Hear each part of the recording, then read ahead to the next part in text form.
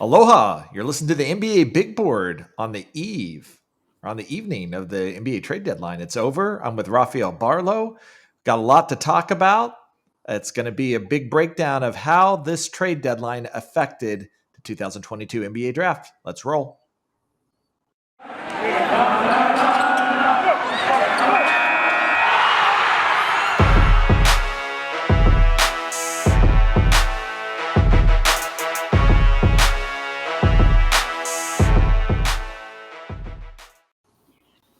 All right, and I'm with Rafael Barlowe, and I normally say Draft Junkies Rafael Barlowe. But if you've been following along on my newsletter, you know that on Wednesday we announced that Rafael Barlowe's joining me over on the NBA Big Board newsletter as a full partner and is going to debut his first column actually on Monday.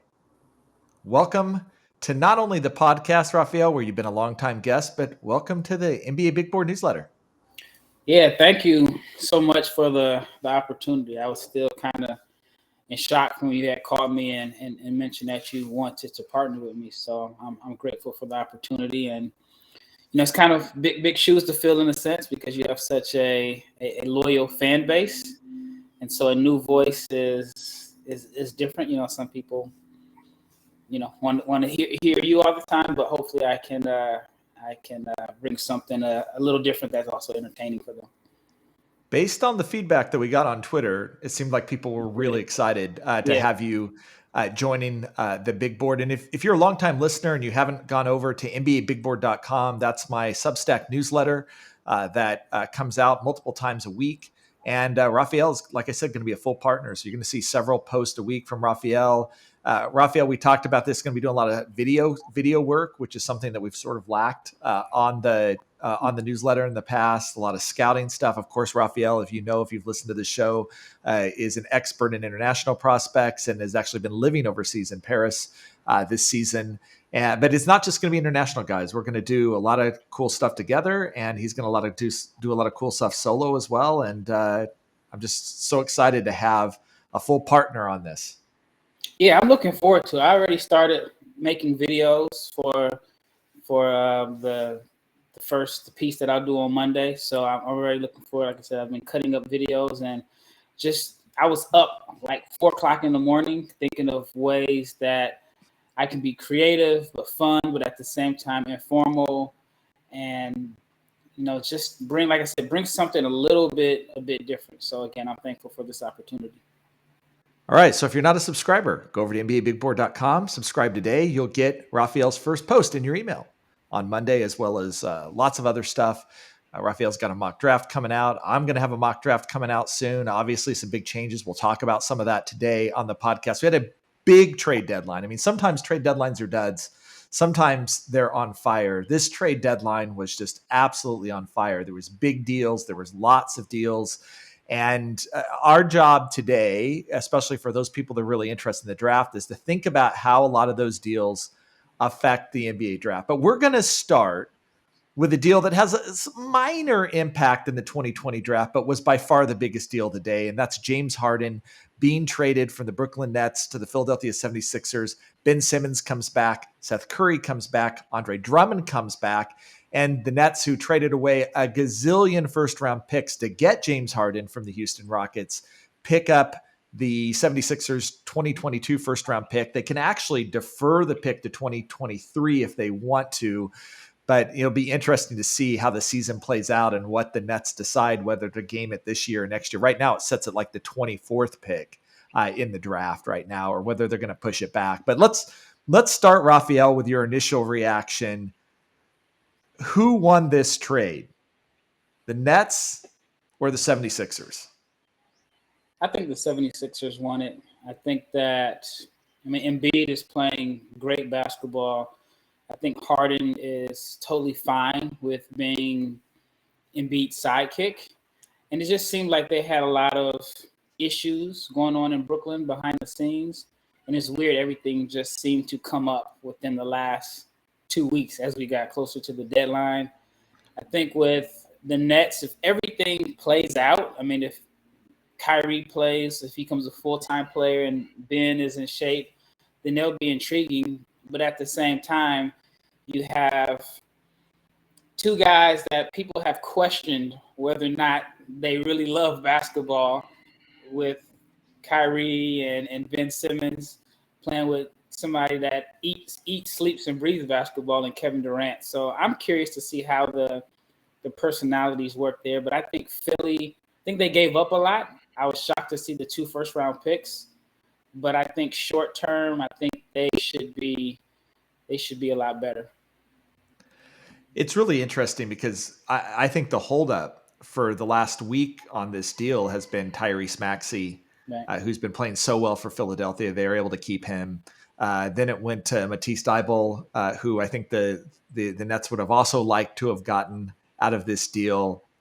The Sixers hold on to them. I think that's part of the win for the 76ers, is that they didn't have to give up either of those young players who I think are really important to them, and provide some insurance for a 32-year-old James Harden, who has had a history of injuries, has had a history of conditioning issues. And for all that you want to say about, well, Ben Simmons doesn't love playing basketball, we've seen James Harden give up at times on the court too when things aren't going his way, and certainly give up on now two teams that I think raise questions as well about, what are you actually getting in return.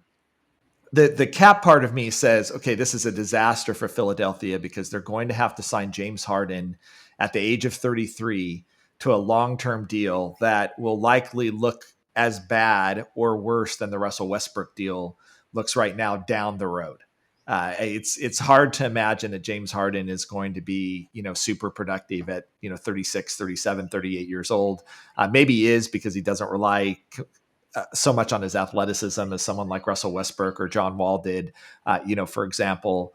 But there's also been a history of injuries and conditioning and other stuff that make me wonder. So the window is narrow for Philadelphia, right? Harden's injuries. He's been one of the healthiest guys until last year with the hamstring. But before that, Yeah. I feel like in Houston he didn't miss games. So I think that's all. There's some concern out there in the league about that hamstring and whether that's going to become a chronic issue. Yeah, I think he definitely did some damage to it by trying to play in the playoffs last year. And even this year, it looked like he had lost a step. But then he had like a week or two where it looked like he was, getting it back. But I think Harden will be better at a later age than Westbrook and Wall, because like you said, he doesn't rely on athleticism. And he is a very good catch and shoot sniper when he doesn't have the ball. He doesn't get a lot of opportunities where he's in catch and shoot situations, but when he is in those situations, he can knock them down. And I even think like this year, once Embiid gets the ball in the post, if they can get some situations where Embiid kicks it out and they swing and he'll get some open looks, then I think he'll be able to knock those down. So I think it's not as bad. It was good for Philly that he opted in for next season at like $47 million. And then they'll have an off season, another year or so, to see how he looks, so they can determine if they want to offer him that big deal. So I think that was helpful that he did opt in. Andre Drummond is somewhat of an interesting piece in this deal, in part because it's not like Joel Embiid doesn't have a history of injuries as well. And they probably had the best backup center on a minimum contract of any team in the league with Andre Drummond this year. He's gone.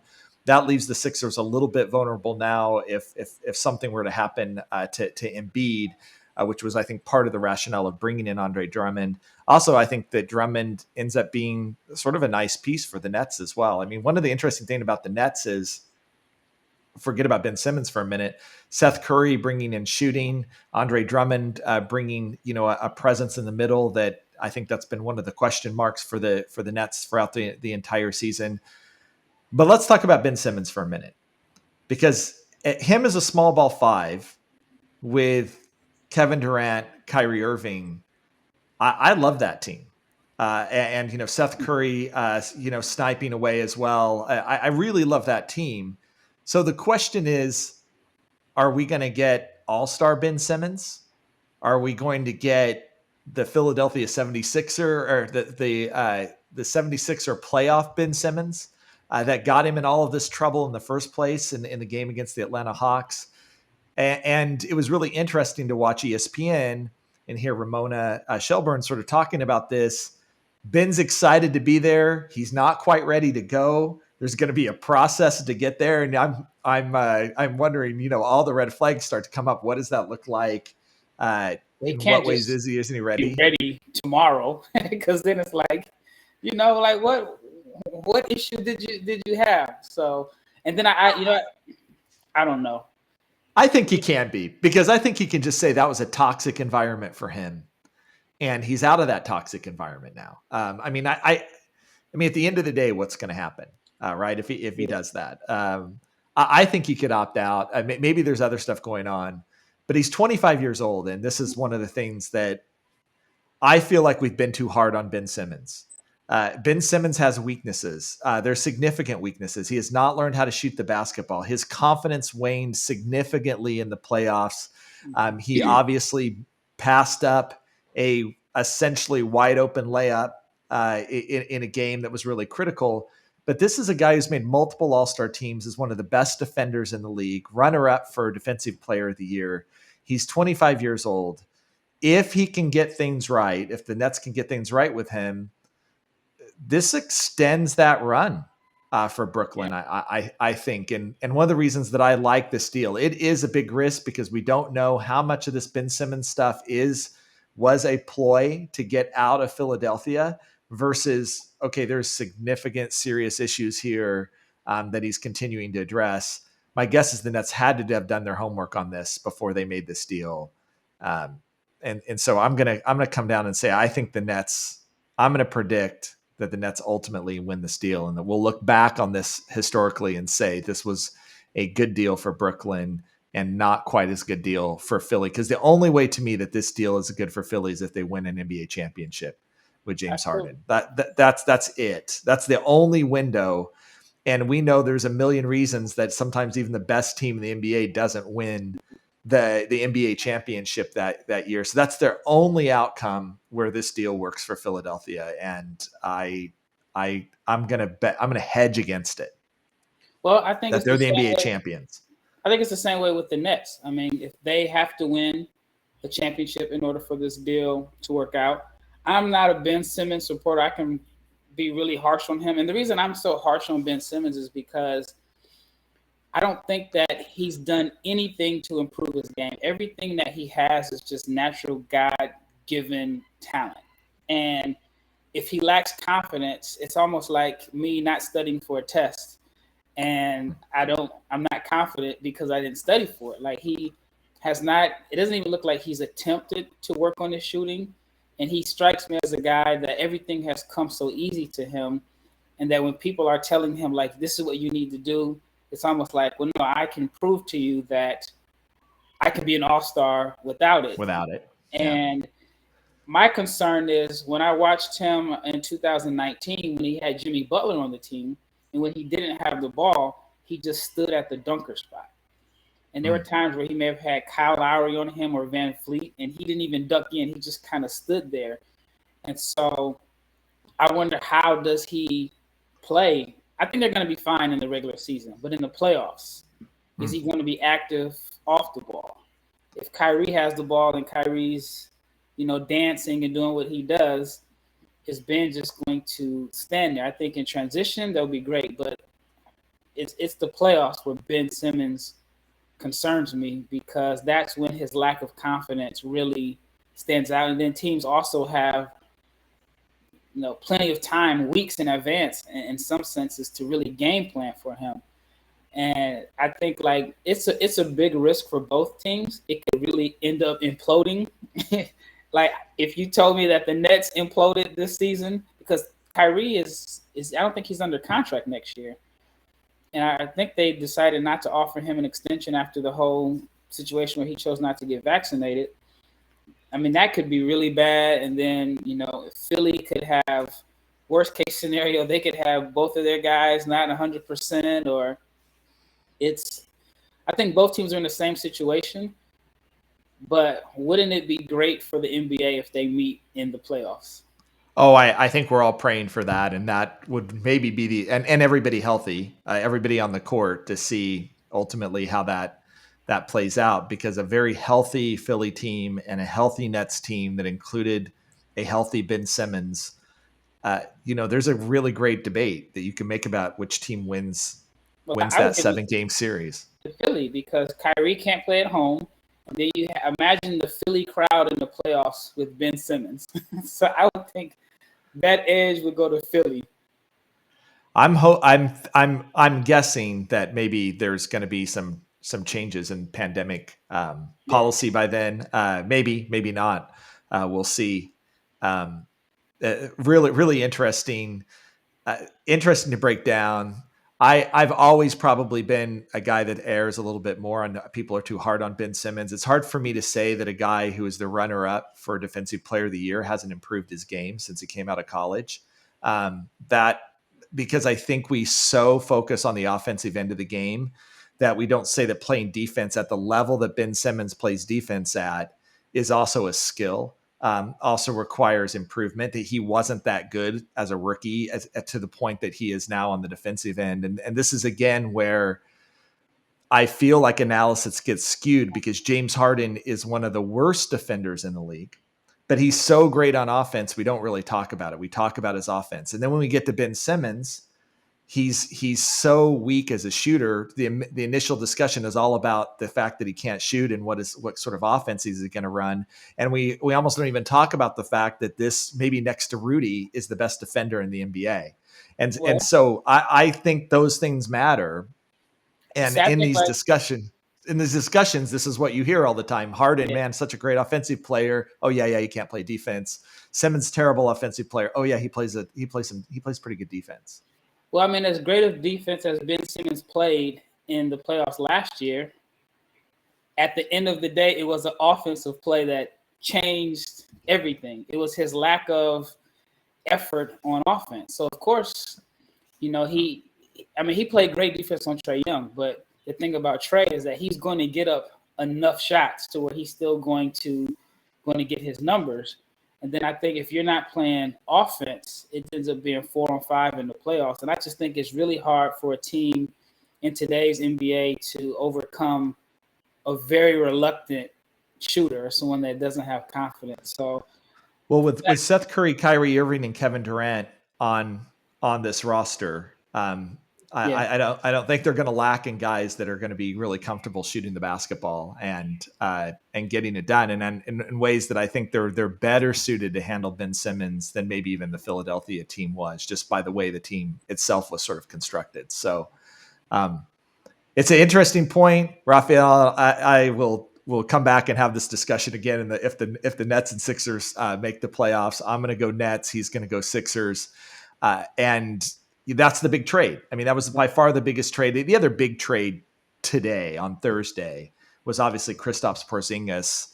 But it's the opposite of a competitive deal. This is Dallas thinking about the future with Luka Doncic, and who knows what the Wizards are doing or thinking. Bradley Beal's out with an injury now, and they're trying to go forward. But this was one of those deals where it's hard to analyze, in part because I don't think either team made this for really basketball reasons. This is all about setting up future roster flexibility that down the road, and so I think the thing that's shocking, and Rafael, you're an international guru, is where we saw Kristaps Porzingis coming in, and I loved him, by the way. I really thought he was going to be a special NBA player. And where he started with the Knicks, where it looked like maybe that was going to be the case, and where we are now with Porzingis, with Dallas essentially just taking on Spencer Dinwiddie and Davis Bertans to get off money. Yeah, I thought you were going to say the two Latvians in the NBA got traded. Oh yeah, two Latvians got traded for each other as well. That's big. That's big news. Yeah, I mean, I think when Porzingis is healthy, I thought he was good this year. The problem is he hasn't been healthy, and it just seems like he's good for 4 games, miss 5, play 3, miss 4. And I was shocked. To me, that was the most shocking trade. One, I didn't think he'd have a lot of value, so I thought he'd be in a situation where he is kind of stuck in Dallas by default. And then when I saw it, I was just kind of stunned. I think Bertans, he might have the worst contract in the NBA. I mean, I forgot what he signed for, like $80 million. He's only shooting like 31% from three. If I saw correctly, he's averaging like 5 a game. But he's in Washington, so nobody cares. But I think the numbers are definitely improve with playing with Luka. He'll get a lot of open looks there. The Dinwiddie fit is interesting there, unless if he agrees to be like a 6-man and they just kind of run everything through him with the second unit. I think that could be a pretty interesting fit there. But yeah, I mean, to me, that was like I said, that was the biggest shocking trade to me. I would have never thought that Dallas would move Porzingis or get anything of value for him. But then I'm curious to see, like, how does that trade start? Like, do you go through every single team in the league and you finally get to Washington and say, and Davis Bertans, yeah. Yeah, I guess so. I actually thought when I saw the trade, I said, okay, you keep hearing the mumbles that the Knicks really want Jalen Brunson. So I thought, okay, maybe this is going to open the door for some type of Jalen Brunson package for Julius Randle and some type of way that they can make it work out. And it didn't, unless we hear about something at the very last minute that went through. But now Dallas just seems kind of thin on the front line. But then again, you can say Porzingis wasn't really playing a lot anyway. So I'm curious to see how it all plays out. All right. You listen to this podcast primarily because you want to talk about the draft. And there's some big draft news with the Blazers, with the Pacers, especially those two teams going all in. So we're going to talk about our sponsor, Rock Auto, first, and then we're going to dive right into those. Rock Auto is a great auto parts company with ever-increasing numbers of makes and models. It's now impossible for your local chain auto parts store to stock all the parts you need. Why endure often pointless and seemingly intimidating questioning and wait while the person behind the counter orders the parts on their computer, choosing the only brand their warehouse happens to carry? You have computers with access to rockauto.com at home and in your pocket. Save time and money when using Rock Auto. Why choose to spend 30, 50, even 100% more for the same parts for a chain store or a car dealership? Rock Auto is a family business serving do-it-yourselfers for 20 years. They have everything you can need: brake parts, tail lamps, motor oil, even new carpet. Go to rockauto.com right now. See all the parts available for your car or truck. Right, Locked On in their How Did You Hear About Us box, so they know we sent you. Amazing selection, reliably low prices, all the parts your car will ever need. rockauto.com. All right, thanks to Rock Auto for supporting NBA Big Board podcast. Let's talk about the Blazers. My team. I'm a Blazers fan. That's Rafael's team. They wiped this team out, and they still beat the Lakers, by the way, which is amazing. CJ McCollum, obviously the biggest guy and piece to move, but they moved Robert Covington. They removed Norm Powell, and all of this is sort of setting up three really interesting things. One, it looks like the Blazers for the rest of the season are going to be in competition for a top 5 pick in the draft. That's their own pick. Number two, the Blazers pick up a pick. And so this is also, interesting as well when you think about the fact that now the Blazers are erring on the side of getting a second first round pick. So the first one is their own, and then the second one via the New Orleans Pelicans as part of the CJ McCollum deal. It's an interesting pick because it's protected 5 to 14. So if it's 1 through 4, Pelicans keep it. Pelicans would obviously love that outcome, but are trying to make the play-in game right now, which is what I think they hope is going to happen. The Hornets get the pick if it's 15-30. So it is a little bit edgy in this draft, because it could be the case that with the addition of CJ McCollum and maybe if Zion ends up coming back and being healthy, that this pick ends up going to Gorlin. But right now, I'd say the odds are probably that this pick is somewhere between 10 and 14. And ends up with the Blazers with 2 first lottery picks in this draft. So that's one aspect of all of this. And they picked up Keon Johnson, a guy that was actually ranked in our lottery for much of the year before falling into the 20s on draft night. So they got another young player. They got Greg Brown on this team. Damian Lillard wasn't traded at the deadline. On the outside, this looks like a completely youth rebuild rebuilding team right now. But the Blazers also did set themselves up for flexibility. Those young picks and other things could be assets. This could be something this summer or after the season that they try to go and build a contender around Damian Lillard. I agree with what the Blazers did here. They gave themselves maximum flexibility. I think they can figure out this summer do we build a team around Lillard? Is he committed to that? Do we trade Lillard and do a complete rebuild right now? What did you think about these deals, the rebuilding process in Portland? And then I'm going to put you on the spot. Who are your favorite draft prospects in the lottery to end up in Portland? Well, what I wanted to see happen was I'm a big fan of Dame and CJ. What I was hoping was they keep both of them. Somehow they, even though I'm totally against the whole tanking thing, but neither one of those guys play. They're bad. They get lucky, get one of the top tier guys in the lottery, and then you could have Dame, CJ, or Banchero, Holmgren, or Smith, along with Nurk. Obviously, they didn't like their chances for that. So I like – what's interesting is I thought Greg Brown was going to be their starting four, and I had tweeted who's going to start at the four for the Blazers, but it looked like it was Justice Winslow. But it's very interesting that Greg Brown, if he is the guy that's going to start at the four, actually played very well last night, better than I've seen him play at Texas. And if he's the four for the remainder of the season, then it's almost like they're hoping that he helps them land his replacement in Banchero or Chet or Jabari. Almost similar to when Dennis Smith was the Mavs point guard that year. He put up numbers that got the fans excited, helped them lose enough games, and he was out of there a year later because he helped them get his replacement. But I would like to see the Blazers. Okay, first, if they get the number one pick, who would you have the Blazers take if it was the number one pick? You know, what makes that interesting is you have two guys with ties to the Pacific Northwest. Banchero's from Seattle.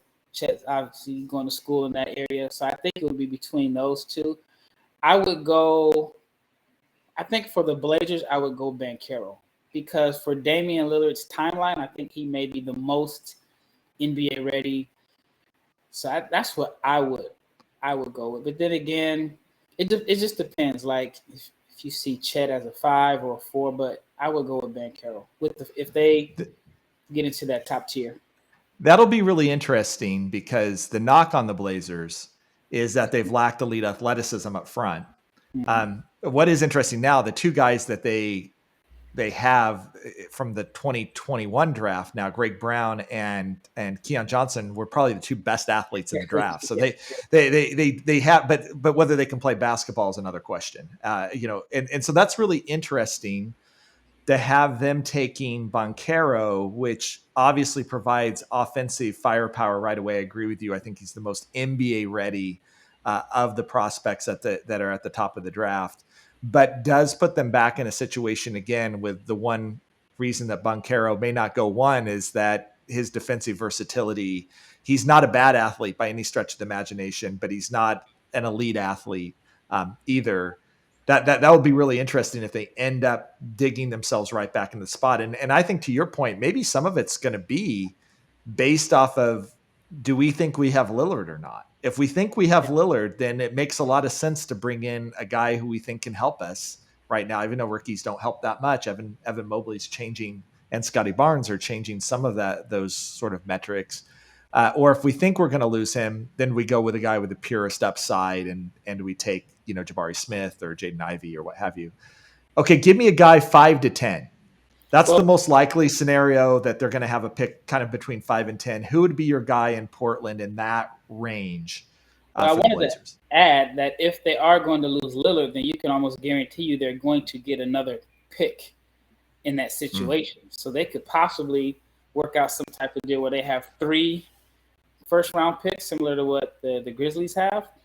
From 5 to 10, just the way the roster is built now, like I thought like if they would have kept CJ, then having like another athletic ball mover, even though I don't know how ready he would have been, but I would like Kendall Brown simply because he is someone that will provide athleticism, I think that he should be able to defend, the threes and the fours, and he is a ball mover, but he would be a reluctant shooter that in the playoffs that could really hurt them in that situation. If they decide to move on from Nurkic, then Duren would be an option there. Um, Jaden Ivey, even though I think that he has his best advantage if you play him at the point, I think that he probably is someone that, like, if Lillard is not there, then I would go with Jaden Ivey at the point. You have the time to develop him into hopefully he turns into like this downhill. Maybe he's not the same passer as Ja Morant, but someone that can just put tremendous pressure on defenses. Let me see. I'm trying to think who else would I think. Like you said, it just really depends on if Lillard is there. If Lillard is there, then I could see them leaning towards someone that, maybe like a Keegan Murray, who they think could come in and play right away. Johnny Davis, yeah, someone along those lines. Yeah, it's interesting. I like Kendall Brown there. Again, Kendall Brown is not putting up huge stats, but to me, he so passes the eye test every time I see him in Baylor and what he's going to be able to do in the NBA. And the reluctant shooter part is definitely a question mark that's out there. But man, I'm a big Kendall Brown fan. I don't think Jaden Ivey is going to last to 5. I think he's going to end up surprising people and going higher than that. But really interesting discussion to have around Portland and who their guy ultimately is going to be there. But like we said, the most likely scenario now is they're going to have a pick probably in like the 5 to 7 range, and then another pick in that like 10 to 14 range right now, barring a win in the lottery, which, if they're at 5, they've got a decent shot of getting a lottery pick, and that goes things. If I were to give them the number 1 pick, I'm going to pick Jabari Smith in almost every scenario. So I'll give him Jabari Smith as well. Okay, that's the Blazers. Quick question. What do you think of, remember, even though I don't think Kendall Brown is the same point forward as Scotty Barnes, but that was the knock on Scotty last year, was he was such a reluctant shooter and he didn't shoot. And he's played with a whole lot more confidence on the offensive end as far as shooting the ball in Toronto than he showed at Florida State. And I'm wondering if that could be a situation with Kendall Brown. But what makes the Blazers situation so interesting is they're one of the, if I'm not mistaken, one of only 2 teams that doesn't have a G League team. So, it's like they may not swing for the fences on somebody that needs, like, for example, like a Shaden Sharp, who we don't really know what he can do at this point. But if they had a G League team, even like a Keon Johnson, that they could have total control of developing, I think that makes whatever the Blazers do a little bit interesting. Yeah, Shaden Sharp. We forgot about Shaden Sharp. Some question whether he'll be in the draft or not. John Calipari kind of made a statement on Monday that sounded like he won't be, but then kind of walked it back a little bit over the next couple of days. So it'll be really interesting. He would be very intriguing there as well, as you're talking about long-term development and ceiling. Shaden Sharp would definitely be a guy that I think would be in the mix there at the 5th pick in the draft if that's where the Blazers are at. Okay, that's Portland. We're going to talk about Built Bar, and then when we come back, we're going to talk about the Indiana Pacers and then the rest of the deals that went down. But I want to talk about our long-term sponsor. Rafael knows them well, Built Bar. It's the new year, so that means New Year's resolutions, and it's about getting fit or eating healthier. Make sure you include Built Bar in your plan. Built Bar is the protein bar that tastes like a candy bar, even better than a candy bar. Built Bar makes it easier to stick to your resolution because it tastes so good you'll want to eat it. Unlike other protein bars, which can be chalky or waxy or taste like a chemical spill, you want to eat healthy. It just gets so boring. By like week 3, you may be thinking, this is just not worth it. Where's the chocolate? Built Bars are 100% covered in real chocolate. Most Built Bars contain 130 calories, 4 grams of sugar, 4 net carbs, 17 grams of protein. Pair that with a candy bar, which usually has around 240 calories, 30 grams of sugar, dozens of net carbs. Even if you're not a huge fan of working out, you can at least eat something that tastes good and is good for you. And there's so many delicious flavors to come from: coconut almond, peanut butter brownie, raspberry cookies and cream, salted caramel, mint brownie, many more. In fact, Built Bar is always coming out with new limited time flavors. So check out built.com often to see what's new. Go to built.com, use your promo code, get 15% off your order. Use promo code LOCKED15 for 15% off at built.com. All right, Built Bar. Rafael was a fan. We were on our draft night special. He was loading up on Built Bars. Let's talk about Indiana. Rick Carlisle comes in to coach this team. They approach the draft. They draft Chris Duarte, the oldest player in the draft, in part because they had hoped that he would come in and push them into the playoff picture. Injuries, lots of other factors have really made that not possible. The Pacers also do a huge overhaul. They trade Domantas Sabonis. Karis LeVert is out. They bring back Tyrese Halliburton, who was number 4 on my board in the 2020 draft. And I still actually feel very good about that placement there. So I really loved that deal. I was actually shocked the Kings gave him up. I had been proposing Davion Mitchell deals for Sabonis along with draft picks and Bagley and what have you, but they get back Tyrese Halliburton, which I just think is a huge steal for Indiana. And they get the Cavs pick for the Karis LeVert deal, which will probably be somewhere in the late teens, early 20s come draft night as well. And the Pacers sort of set themselves up, maybe not as bad as the Blazers, but they set themselves up that also having a high pick in the draft. I actually think Tyrese Halliburton's good enough that he'll probably come in and maybe they won't bleed as bad as we're probably going to see the Blazers be bleeding the rest of the year. But so Indiana ends up 5 to like 8, pick, and then they'll have another pick in the 20s. So what did you think about Indiana's deals? And then I'm going to put you back on the spot. Indiana gets the number 1 pick. What do they do with it? Yeah, Indiana's interesting simply because with Carlisle, he's not known for being patient with young guys. And, when Duarte was drafted, we just knew like that's for Rick Carlisle. And so to see them go young and do like a full rebuild, especially if they move Brogdon this summer and Hield, then they could probably end up with more picks. It'd be interesting to see if Carlisle is in it for such a long rebuild, but he does get Tyrese Halliburton, who, if you're a coach that's impatient with rookies, Tyrese Halliburton doesn't play like a rookie. Yeah. And the rave about him, a culture guy, a number of other things, that part is going to go well, I think, for Indiana. Yeah, I think so. Only thing I wonder is if they decide to keep Brogdon, then who, with your backcourt, you're not getting a lot of rim pressure with that particular backcourt. Yeah, my guess is that Brogdon's gone. They couldn't trade him now because of his contract and the way his contract was structured. He wasn't really available to be traded at the trade deadline. But I expect that we'll see Indiana pretty active this offseason in moving Brogdon and seeing what they can get back for them. So assume Brogdon's gone. I'm just going to go ahead and have you assume Brogdon's gone. This team is going to have Miles Turner, who it seems like he's only 25 years old, who I think they still want to keep. Isaiah Jackson, who's actually looked pretty good. That was their other first-round pick in the 2021 draft. Duarte's played great, plays like a veteran. He is by age, he is almost an NBA veteran. And Tyrese Halliburton. Yeah. and Tyrese Halliburton, who's really been terrific this season for Sacramento. One of the few bright spots really coming out of Sacramento right now. Got the number 1 pick in the draft. Who do you add to that mix? I'd go with it kind of depends on what they think of Turner. Is Turner their long-term guy, or are they going to move him and then Isaiah Jackson is your guy? So I think that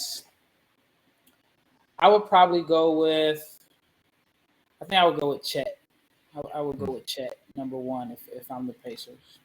Okay. I think, again, I'm going to be pretty consistent with Jabari Smith. I could see Jabari Smith and Miles Turner together on that team. But this is the one team, and I don't know Kevin Pritchard would do it because it may just not make sense at number 1. But this is a team where I could see Jaden Ivey being an intriguing Yeah. Hometown guy, intriguing guy. I like him in a backcourt with Tyrese Halliburton together. I could see that being a really awesome long-term Yep. pitch for them. And Pritchard, who has prided himself historically in being able to pick out point guards and being a guard guy, swinging for the fences, because Ivy's ceiling is so high. And if you haven't been watching him, even this season, improve at Purdue and get more comfortable as a playmaker, which you're seeing that unfold there. The confidence in his jump shot, which wasn't necessarily there as a freshman and what have you. Uh, and the elite athleticism And that he motor, energy, and all of that. motor, drive, all of that. He looks to me, and by the way, he's only like 2 months older than Chet. So this isn't like you're drafting an old guy here. I could see the argument for Jaden Ivey in Indiana. Well, if that's the case, then I think if you have the number one pick, you can trade down to 4 with somebody, pick up another asset, and then pick him up. I think it would be good for, just the whole rebuild, because again, you gotta, even though it's not necessarily like local in the same city, but he's from the state. There's a lot of Purdue fans in Indianapolis, so I think that would definitely make a lot of sense there. I'm gonna make a crazy prediction right now. I've been wrong before, so people can clip this out and bring it back in my face and say, "Oh, look, Chad was really wrong again." It's a gut thing, because I can't really tell you right now in talking to teams, one, who is going to have the first 2 picks in the draft or what they're going to do with them or whatever. But my prediction is that Jabari and Jaden are the first 2 picks off the board on draft night. That's where I think it's going to be. So I think it's going to look like the Zion Ja draft, with Chet and Paolo being the next group, and then after that, Shaden Sharp, AJ Griffin, Kendall Brown, there'll be Johnny Davis. There'll be a number of sort of people there, whatever. That, I'm not saying that every team is there or scouts there yet, but Jaden Ivey in NBA space, with his elite athletic ability, Jabari Smith's upside and his shooting ability, and with his athletic ability at those sides, I think at the end of the day, those trump what people see with Holmgren, who's been incredible, by the way, especially in WCCC play, but a lot of questions about how you fit Chet. What do you do with Chet? Like, what the position does he play in the NBA? Questions about Banchero's ultimate upside, especially as a 2-way player. That's just my guess reading the tea leaves right now. I could be completely wrong, but I'm going to go ahead and make the prediction here in February that Jabari goes 1, Jaden Ivey goes 2, even not knowing which teams are drafting. So in your opinion, what's the difference between Jabari and Chet? Is it because Jabari's almost a year younger? Or because right now, based off of the numbers, we thought that Jabari was the best shooter. Chet got off to kind of a slow start. He's shooting like 6% higher from 3. Less volume, though. Significantly less volume. Yeah. But 46% for a 7-footer that is blocking shots at the rate that he's blocking shots. It just seems like, I don't know, like, why is there such a gap between them? Is it SEC versus WCC? Or is it Jabari's kind of like come out of nowhere in a sense? That's the intrigue, because Chet. I think it's the fluidity athletically. I think just watching the form on the jump shot and where Jabari can get it from just about anywhere, like he can create his own shot off the 3, he can shoot off the 3 of the bounce. And look, Chet's doing some of that. You're seeing him like shoot the ball in transition and what have you, handle the ball in transition a little bit. I would say it's the fluidity with which he does it that sells me more on him as being an elite NBA shooter. Like I think Jabari has the chance to be a guy who's taking 8 threes a game and being an elite shooter. I'm not sure people are drafting Chet Holmgren to be launching 8 threes a game. But I could be wrong. Chet's the most unique and difficult guy that I've ever scouted, from understanding like what he is going to be in the NBA. And I'm curious for you, Rafael. I'm inclined to like think that maybe we had to do this with Evan Mobley. Like maybe he's more of a forward than he is actually a traditional NBA center. And you got to think about him that way. But yeah, I just think people at the end of the day are going to be a little bit more confused with him and less willing to take the risk than with these guys that have more obvious paths in the NBA with Jabari and Jaden Ivey. That's just my guess. Yeah, I mean, I think Chet, I don't know. I think he closes games at the 5. So does he start at the 5? No, but I think in the closing lineup, he is a 5. I just really don't see much of a difference in how anybody can be sure over one over the other, because I think you can play Chet at the 4. If you play him at the 4, I think that's your pick and pop guy. He's shown that he can attack closeouts. He's someone that's dangerous in transition as a rim runner or as a trailer, and it's the shot blocking that I think that, and then I think he's a better passer than Jabari. And so I wonder, like, is it the age? Is it because Jabari's 18 and Chet is a little older? Is it that year of difference that is closing the gap some? Is it Chet falling down 43 times a game? On the court. He's got a funky game. Chet does, and I think, and I'm as guilty as anybody. You always kind of want to look at players and then say, okay, he plays like this guy, or this guy is a model for a pattern of success for him. And the only guy that I've heard, and by the way, this would be a very compelling case for him to be the number 1 pick, is Kevin Garnett. And, similar body type, wiry toughness. Kevin Garnett, by the way, didn't stretch the floor anything like Chet Holmgren was doing at the same age. So that's actually a difference, but also a very different game that Kevin Garnett was playing in the NBA game today. If he's Kevin Garnett, then he probably should be the number 1 pick in the draft. I'm not sure I'm ready to say Jabari Smith or Jaden Ivey or Paolo Banchero have the ceiling of a Kevin Garnett. Kevin Garnett's also so unique, such a unique player. I'm not sure who I would compare Kevin Garnett to historically in the NBA as well, that it's hard to sort of make that comp. Yeah. Crazy thing is, I was watching the Kevin Garnett documentary, and as skinny as he was still like listed as 15 to 20 pounds heavier than what Chet is right now. So I think that obviously, 7 foot 195 is not sexy when you see the numbers on the screen.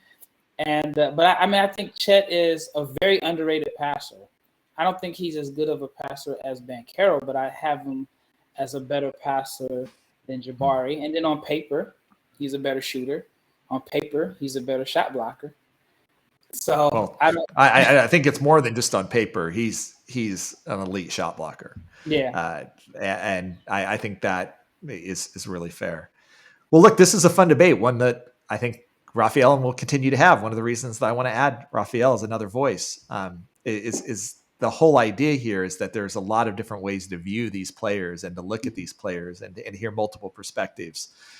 Is awesome. And there'll be a lot of front offices and in the same team that will be having the same sorts of conversations and going back and forth, just like Rafael and I did right now. Let's just quickly hit on a couple of other things for people that are wondering what else was going on. As far as traded picks, just a couple of more. San Antonio Spurs pick up the Raptors pick. I got to admit that surprised me that the Raptors gave up a first round pick. Top 14 protected. Don't panic, Raptors fans. If you end up in the lottery, which doesn't look likely at this point, right, then maybe you get to keep your pick. But if this ends up in the late teens, early 20s, this is going to San Antonio. It just surprised me a little bit. They also picked up, in fairness, the Pistons' second round pick, which will very likely be the 31st or 32nd pick in the draft. So they got a very high second round pick, which means maybe they're only 10, 12, 13 spots, difference between those picks. But moving off Dragic, Thad Young going to help this team that much? I don't know. I mean, I kind of looked at it as maybe he's someone that is a veteran in the locker room that can play spot minutes. It seems like there's a lot of redundancy there. Yeah. There's a lot of guys that play Masai likes a certain type of player. It's very, very clear what he likes. Yeah. And so I think switchable. Yep. Yeah, and so yeah, I think that he's someone that if he's not playing, I mean, obviously he wanted to play more in San Antonio, but he just seems like more so of a mentor there, and they're making a push for the playoffs, and he could be valuable in the playoff run. But it didn't make a lot of sense to me when I first saw it. I thought like, what's going on here? But Masai's one of the guys that, when he does something, you kind of just kind of agree with it because he doesn't miss often. He doesn't. Indiana Pacers get the Cavs pick. We talked about that for Karis LeVert. Cavs and Raptors, who had the third and fourth pick in the draft in 2021, add their lottery picks, Evan Mobley, Scotty Barnes. Now they're like pushing in their chips all in on playoffs. I mean, pretty impressive turnaround for both of those teams right now. Did you like the LeVert deal for Cleveland, or should they have been patient and kept this pick and keep rebuilding young? Yeah, I like the LeVert deal. And, with LeVert, it's always a matter of can he stay healthy? I mean, he's, the foot injuries, and then he had the situation last year. But I like it. I like the fact that they're looking to win now. They needed some size in the backcourt, needed some scoring in the backcourt, and someone with another player with some creativity that can create his own shot, and that's what LeVert does. So I like the move for the Cavs, and I mean, they're still not getting the attention. You can say the same thing for the Raptors. They're still not getting the attention that they deserve for having such a good year. All the focus has been on the Ben Simmons trade, the Lakers and Westbrook, and then the last week or so with the Nets. But there's been some pretty good young teams and rookies that are making impact. I mean, how often do you see two guys that are selected that high making major impacts on teams that are going to the playoffs as rookies? So I actually like it with the Cavs. All right, we're going to end with the Lakers. And there's a draft angle to this, which is the Lakers don't own their pick this year. Nope. And depending on where they finish, it goes to either the Pelicans or the Memphis Grizzlies. And they're literally straddling that line right now. If you look at 538's playoff projections and whatever, it looks like the Lakers are going to have the 10th pick in the draft. That may be a shock to Lakers fans right now. 10th pick in the draft. And if that's the case, then it goes to New Orleans. New Orleans owns this pick 1 through 10. If it's 11 through 30, it goes to Memphis, making their richer, given what Memphis seems to be doing. And now even Zaire Williams is starting to play well. And I'm like, man, maybe Memphis just isn't going to miss on anybody right now. So my first question is, who do you think ends up with this pick? Because this is ultimately your judge on the Lakers, right? Does this team keep imploding? They had their worst loss of the season against the Blazers team that looked like a G League team that they were rolling out there against the Lakers. Do they turn things around? They don't make a trade deadline deal. I think there's a lot of surprise that they didn't ultimately either move Russell Westbrook. There wasn't a lot of options for it, but John Wall in Houston seemed like one. Or that they made some sort of other ancillary deal that at least brought in somebody else, some new blood to this team. Did the Lakers end up on the same trajectory that they seem to be on now, or do they turn it around and end up being a playoff team? That's a good question. Now, what point do they keep the pick? I thought it was. They don't. They don't have it. They don't have the pick this year. Lakers do not own their pick. So there's no protections on it at all. I'm looking right here. Grizzlies on the Lakers first rounder 11 to 30. And I thought if it was within the top 10, they keep it. Pelicans on the Lakers first rounder 1 through 10. Oh, so they just don't have it at all. This is all part of the Anthony Davis deal. If you're wondering what happened, and this is a deal that a pick that I think had some protections on it, but doesn't anymore. Wow. So they, on one hand, you don't want to bet against LeBron and a LeBron team not making the playoffs, but this team, unless Kendrick Nunn comes back and he's the difference maker, I just don't. Wow, Kendrick Nunn. We're counting on Kendrick Nunn right now. Okay, that's telling. I think it's a situation where, on one hand, The only way that I think they could turn it around, which is not going to happen, is if they just say, we're going to run things through Westbrook and let him play the way that he's used to playing. That may help them, but as long as Westbrook is not playing the way that he's used to playing, then he's not going to be a factor. And then it's going to be a distraction every single night about why didn't he close the game, about his minutes fluctuating. So is there an angle, Rafael, where you bring him off the bench and almost like the way Utah uses Jordan Clarkson or something like that, and actually stagger those minutes with LeBron and Davis, who both probably need some rest and need to be thinking about their minute load anyway? So you have those moments where Westbrook is in the game doing what Westbrook does, along with sort of the supporting cast of the Lakers. But, during the key times at starts of games, at end of games, this is probably going to be the LeBron and Anthony Davis show. Is that a way to stagger it out in a way that works for the Lakers? Yeah, definitely. I think it makes the most sense. But then every time he's not in the game in the fourth quarter and they lose, that's going to be the question. It's almost like with Carmelo in Oklahoma City that year. Jerry Grant was the better player. Not Jeremy was the better player. But Billy Donovan was putting Melo out there, and he was just getting torched in the pick and roll. But because of Melo's name at the time, he was given the benefit of the doubt. And so I think that it does make sense to stagger the minutes. You can even start Westbrook just to, make sure that it's not an issue about him being a six-man. Stagger the minutes. Let him run with the second unit. I think the second unit would be good, but it's just a matter of in the fourth quarter, and it's going to be a big media situation regardless. Every time they lose, if he's in, if he's not in, if he's in and they lose and he doesn't shoot a shot or he misses a three, then it's going to be, you need to take him out.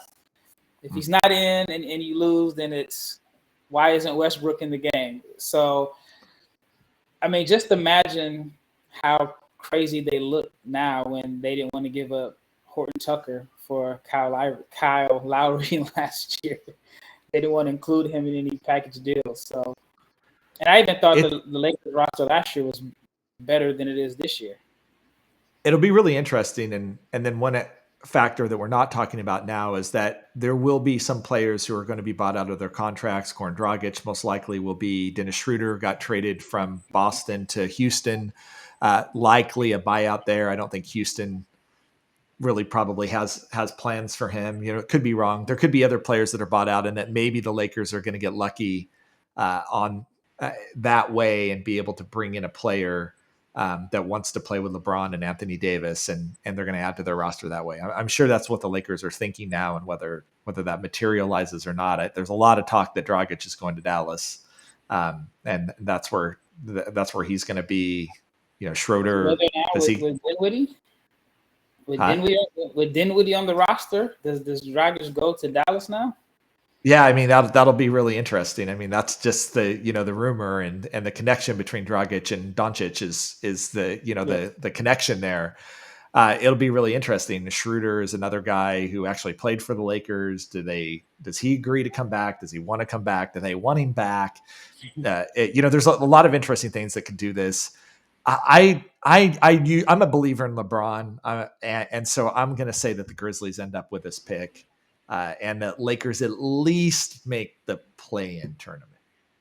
Is where I'm gonna stay. I'm not bullish about their NBA title chances by any stretch of the imagination right now, and in fact, Phoenix made a couple of kind of sneaky small rotation moves that I actually think strengthened already the best team in the league.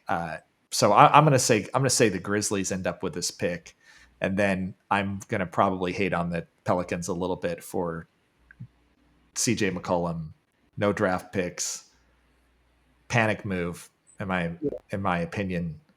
Though you're a CJ guy, so maybe you think the Pelicans nailed that trade. I mean, I get it. I get why they did it, and I don't know if they would have needed any younger guys. If all the rumblings are true about maybe Zion not being happy there, I think you have to try to at least bring some type of culture of winning. I don't know how good they'll be defensively with Graham and CJ in the backcourt. You still have a small backcourt there. Yeah. But if you're Memphis and you have 3 first-round picks, you can just swing for the fences. And how crazy would it be if Memphis ends up with this top 7 pick and you can draft AJ Griffin or Shaden Sharp, or you can literally just stockpile. Then you can even package those guys for another player, maybe a Bradley Beal. It's